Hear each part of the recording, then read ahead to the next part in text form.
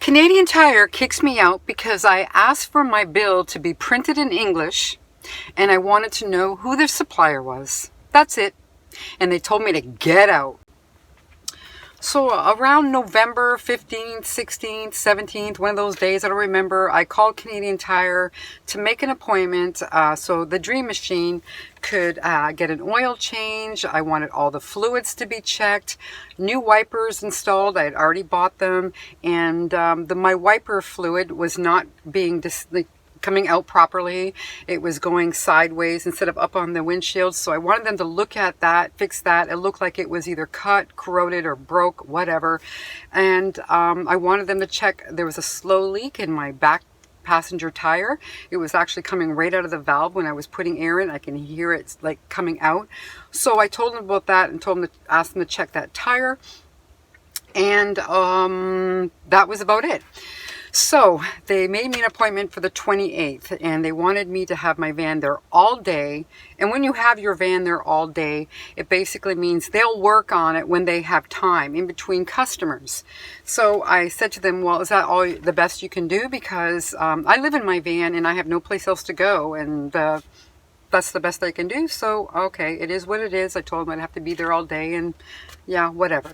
So the 28th of November came, 8 o'clock in the morning. I had my van there at the garage.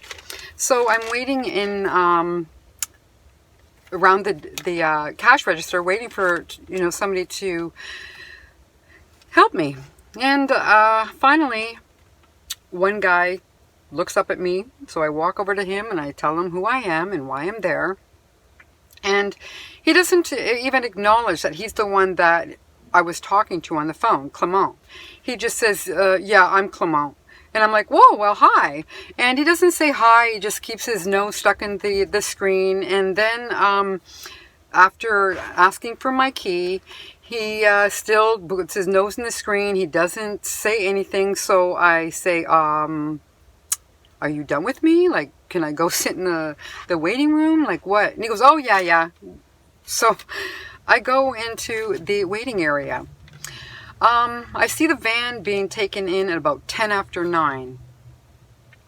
At around 10:45, I hear my name over the speaker. So I go to the desk where they are, and he tells me that the tire is not repairable, but not only one, two of them, both of my back tires need to be replaced. So he wanted my permission, and so we decided which ones I was going to go with. And at that time, he told me that my left turn indicator light was burnt out. I was aware of this, and I actually know how to change it, as I was taught by some guy 2 years ago when I was in Squamish. But I decided, okay, well, might as well have them do it. No big deal, right? What is it going to cost extra? $30. But anyways, I told them, yeah, go ahead. So that was like 9:45, and that would be the last time that this guy would acknowledge that I was even there. He didn't not once come to tell me what was going on with the van, that we were actually just waiting for a part, or what we were at with financially, what we were at. Doesn't tell me anything. At about 10:05, I hear my name. So I go to the desk where he's standing.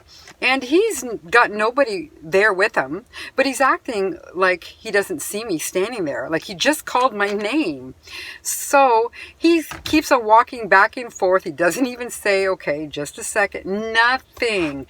So after about 10 minutes, he finally comes to me, and he doesn't even say, I'm sorry that you've had to be here all day, or, nothing. All he says is, yeah, you're going to have to come back because I've been waiting for the supplier to call me back all day, and he hasn't. So I'll have to give you a call tomorrow. Okay. And he says to me, if you're going to be paying cash, you'll have to go to the register. We can only debit here. So I'm like, okay, well, I'm paying cash. So he hands me my bill. And I take it, and it wasn't until I was in the lineup that I noticed that it was all in French. So I'm looking at it, like I said, because the lineup was still pretty big, and I'm looking at it, and things aren't making any sense. I'm seeing all these numbers, but like I can't read any of it. So nonetheless, I pay it. What is it? It's exactly $663.22. So I pay that, and then I have to go back to the garage because you have to show that you paid your bill before they'll give you your key.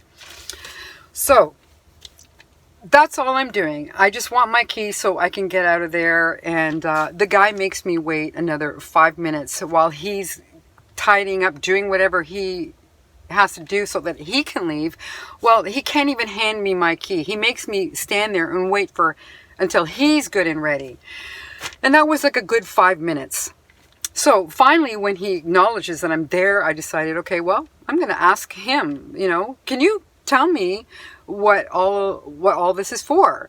So he starts really annoyingly because, he wants to go home, you can tell. So do I.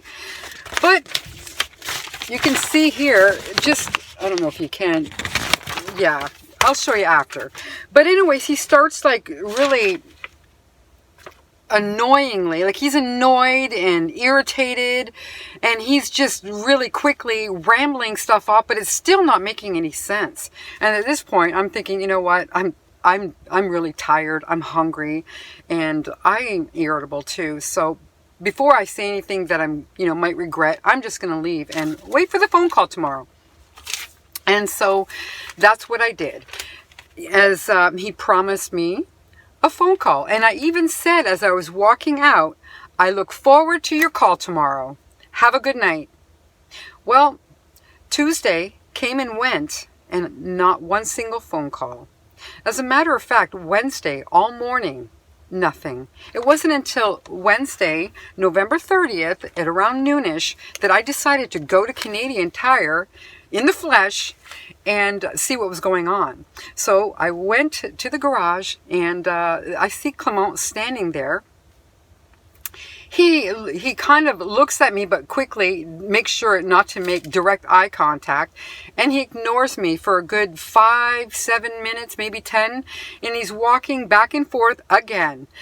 Like he could have at least said, "Oh, just a second," anything, but he ignores me. He knows why I'm there. He knows he never gave me that phone call that he promised, but still, he just makes me stand there as he's going about, Then he finally comes over to me and he's like, yeah? I'm thinking to myself, yeah? Like you owe me some kind of explanation, but nothing. So I am actually the one that had to say, oh, well, I waited all day yesterday for that phone call that never came. But right away, he starts blaming the supplier. Oh yeah, I waited all day, and he just starts getting really, like, his tone of voice changed and everything. And I'm thinking to myself, well, that doesn't, because the supplier didn't call you, doesn't mean that you shouldn't have called me and let me know what was going on. So at this point, I'm thinking, there's something sketchy about this guy. And so I asked for my bill to be printed up in English. And at this point, he gets even more. He like he literally gives a little tick and as he's going to get my bill in English. And as he grabs it out of the printer and as he's walking back, he's like, I don't know what you're getting so upset for. Me? I wasn't getting upset. I was just simply asking for my bill to be in English. That's it. He's the one that's getting upset, and he's projecting that onto me. I actually looked at him and said, how would you like to be given a $700 bill that you couldn't read? And he wouldn't answer. So I asked him again, how would you like to get a bill for $700, almost $700, and it was in English? Would you like that? He said, no. He finally answered. Tell me something. Who is the supplier? Who are we waiting for the part from? And he goes, well, it could be anyone. It could be GM, it could be Napa, and it could be PAV. And I'm like, so which one is it? You said you're specifically waiting for one of the suppliers, so which one is it? And he wouldn't answer. And I'm like, why can't you answer me? And at this point, he tells me to get out. And I'm like in disbelief. I'm like, what? And as he's telling me to get out for the second time, well, the supervisor, manager, whatever, he comes out of the office, and I'm thinking, great, maybe he's going to ask me what the problem is, and I can, you know, tell him how this guy's been treating me, you know. But no, Nick, the supervisor for that department, manager for that department, whatever you want to call him, he looks at me straight in the eye, and he's like, ma'am, I heard him ask you to leave. Now, would you please leave? What? Yes. Would you just please leave? And I'm like, I can't believe this. I said, is it because I'm English speaking and I don't speak French? He's like, oh, don't even go there. I'm American. What does that have to do with me asking if I'm being treated like this because I'm English? He's a French-speaking American. He still speaks French, but he's like, makes it about him because that's what narcissistic people do. Yeah, don't even go there. I'm American.